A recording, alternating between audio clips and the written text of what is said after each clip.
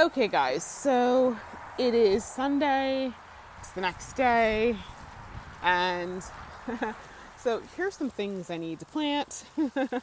I've got them in this area because there's definitely more shade over here, and that way they're not quite as stressed. But let me walk over here. Okay, guys, so this is what's going to be the new garden. So let me pan around. As you can see, compared to yesterday, I took up almost everything. So I've got this brush right here. So this is, I don't have to really cut this up. I can just transport this as is. And that'll be another load, but I'm going to take a break today because I need to do some sewing. I haven't made myself any new clothes, so that's what I want to work on. But once I get that taken care of, I'm going to get my mower out and cut this back. And like I said, my plan for right now is just to put some cardboard down and put some, whatchamacallit on it, arborist chips, and that will basically deal with all of this, and I don't have to come back in, mow or weed or that sort of thing. So I have to clip some more of this back. That is a quince, I think. So I've just been taking it back. I don't know what I want to do with that. I think I just need to keep it under better control than what I had. So just, I'll just shear it back every year. And I think that'll make me a lot happier.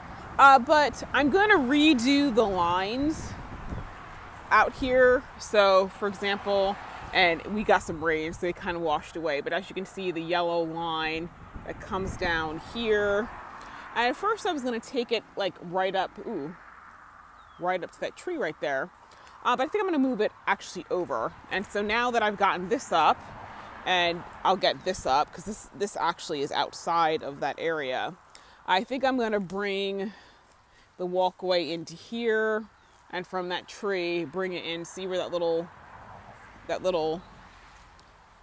don't even know what that is, that little evergreen. So it'll be narrower, and then I'll just walk through this area into this lawn area, and I think I'm going to make it wider. So I think I'm going to move the orange over there. But as you can see, I've got this area marked off. And let's see. I'm going to have a couple exits, one going here out to the walkway that'll be out there, and one over here, and that'll be going to the next section of garden. So it's just so different.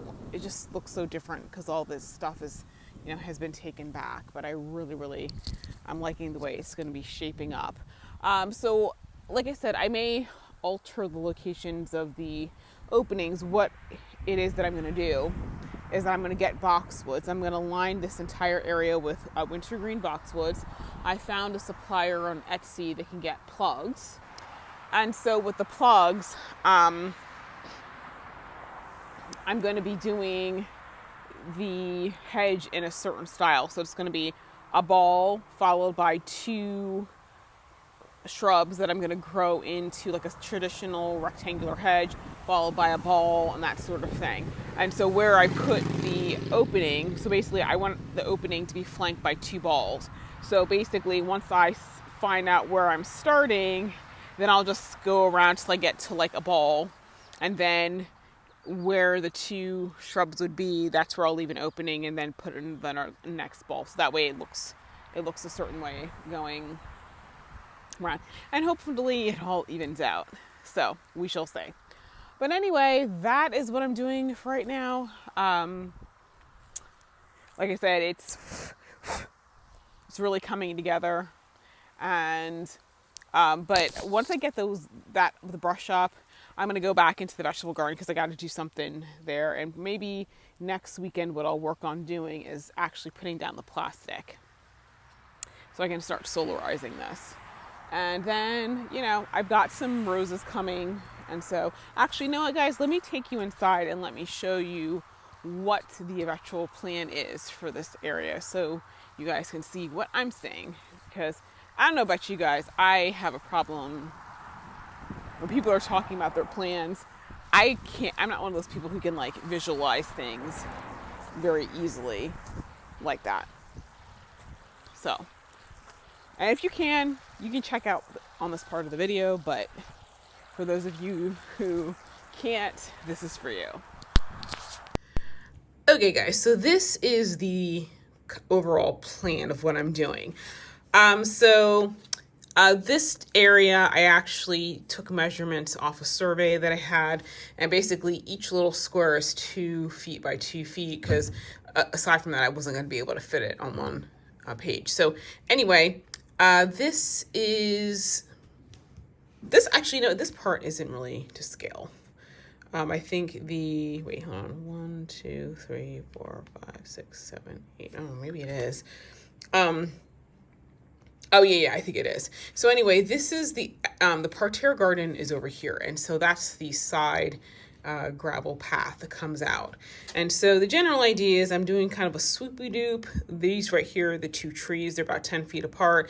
And so as you can see, I took the edge of the path right next to the trees, but I think I'm actually going to move it over because this distance is 10 feet. I don't need a 10-foot path. I think if I move it in like 2.5 feet on each side, a 5-foot pathway is going to be fine. Not to mention it'll give me more planting space. And so then we have the lawn, and this is what I mean by a ball to a rectangle, ball, rectangle, that sort of thing. And then basically everything else around here is going to be, garden. These over here, I have some camellias. I'm thinking about getting 4 evergreen magnolia trees, the ruby, Stella Ruby, I think it is, and kind of alternating them. The camellias that I have are Sasanqua camellias, so they'll bloom in fall, and the Stella Ruby ones, apparently they have a banana like smell, but they bloom in spring, and then they may bloom again in summer, and then they definitely bloom again in fall. So I think it'll be kind of nice to have something flowering in evergreen. So in this area, I think I'm going to be doing like part sun mostly. Plants maybe some part shade, and I'll be figuring it out. But as you can see, listen here, this is a really huge area for roses, and right here too. Actually, I mean, it's a really big space for roses. I'm going to be interplanting some other things in there.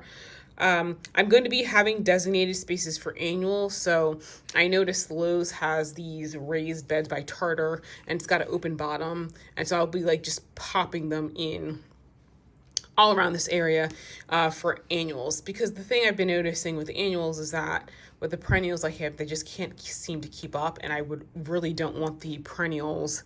I want them to spread, but I want space to actually be able to have annuals for cutting. So overall, guys, this is the plan. This is what I'm looking to do.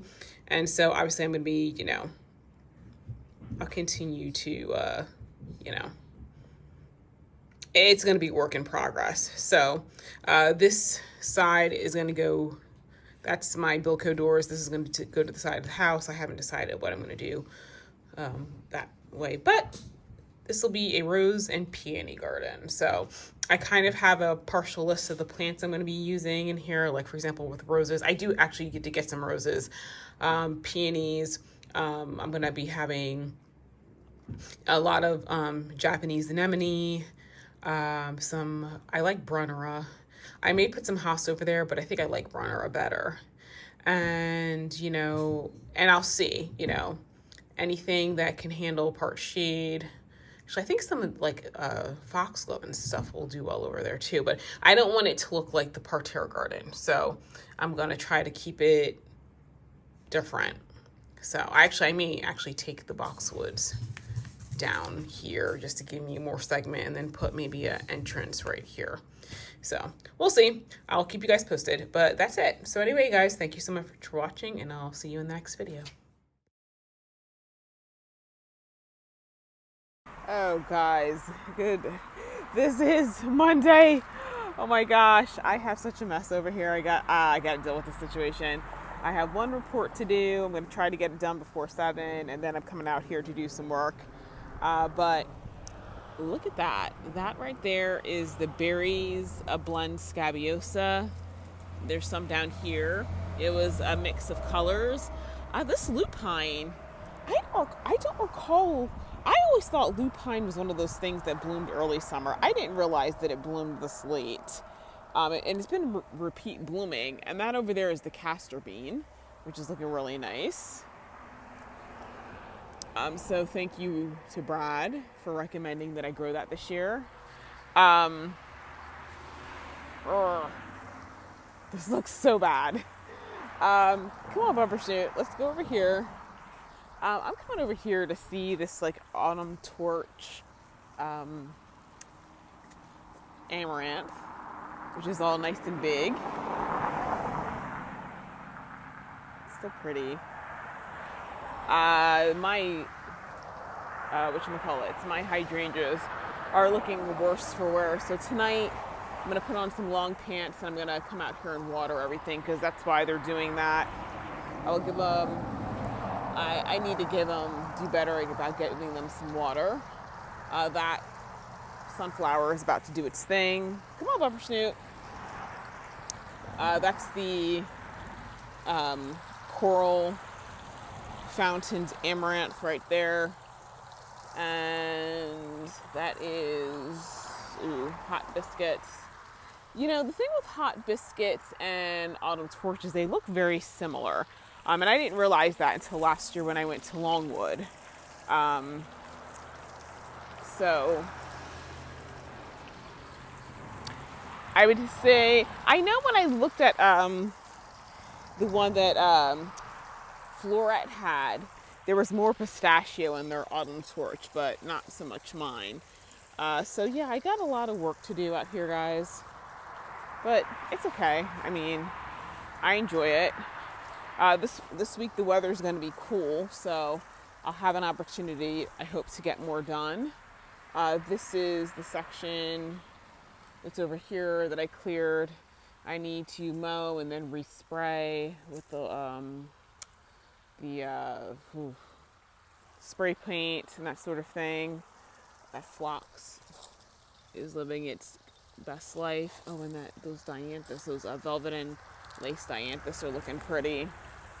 So I got more sunflower coming out, and I'm actually starting some more. And yeah, so everything is blooming, coming along nicely.